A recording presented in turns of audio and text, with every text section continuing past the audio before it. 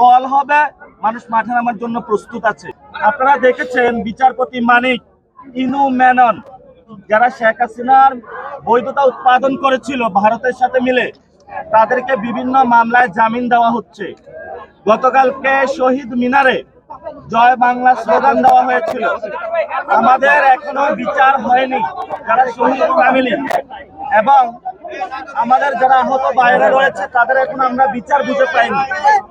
এমন অবস্থায় যখন জয় বাংলা স্লোগান হয় এই সরকারের তত্ত্বাবধানে, তখন এটা আমাদের আশঙ্কা সৃষ্টি করে যে ইলেকশনটা ইন্ডিয়ার সাথে একটা নেগোসিয়েশন করে হয়েছে এবং আওয়ামী লীগের সাথে নেগোসিয়েশন করে হয়েছে। ফলে তো আমরা সরকারকে আহ্বান জানাবো এই জায়গা থেকে সরে আসার জন্য।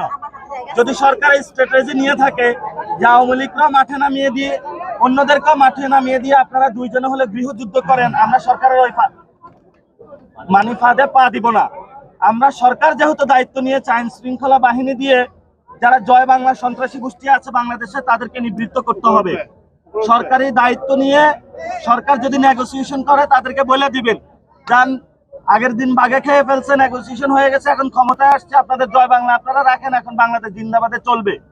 এজন্য সরকারকে আহ্বান জানাবো, আওয়ামী লীগের বিচার এবং সংস্কার এই দুইটা বাংলাদেশে বাস্তবায়ন করতে হবে এবং যদি এটা না হয় আমাদের হয়তো আবার এই মাঠে নামতে হবে। এখনো অনেকেই বলে যে একটু ক্রিটিক করে যে তোমরা মাঠে যদি বলো তাহলে নামবে কিনা। মানুষ প্রস্তুত হয়ে আছে, সাইলেন্ট হয়ে আছে। কল হবে, মানুষ মাঠে নামার জন্য প্রস্তুত আছে। কারণ ইলেকশন ইঞ্জিনিয়ারিং হয়েছে। ইলেকশন পরবর্তীতে আমরা দেখলাম যে বিরোধী দল যখন সংসদে চুক্তির বিষয়ে কথা বলেছে, সেখানেও তারা কথা রাখেনি। সংস্কার বিষয়ে তারা কথা শুনছে না।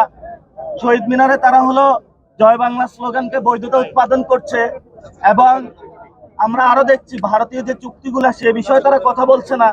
তাহলে তো আমাদের রাজপথ ছাড়া কোনো উপায় নাই।